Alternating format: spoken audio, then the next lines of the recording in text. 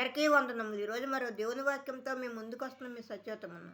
మలాకీ గ్రంథము 3వ అధ్యాయం 1 నుండి 4వ వచనం వరకు. ఇదిగో నాకు ముందుగా మార్గము సిద్ధపరచుటకై నేను నా దూతను పంపుతున్నాను.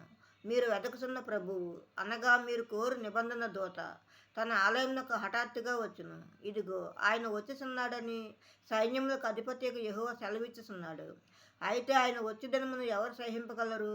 ఆయన అగుపడగా ఎవరు ఓర్వగలరు? ఆయన కంసాలి అగ్ని వంటివాడు, సాకలివాని సబ్బు వంటివాడు, వెండిని శోధించి నిర్మలము చేయువాడైనట్లు కూర్చుని ఉండును. లేవీలు నీటిని అనుసరించి యెహోవాకు నైవేద్యములు చేయునట్లు వెండి బంగారములను నిర్మలము చేయు రీతిని ఆయన వారిని నిర్మలంగా చేయును.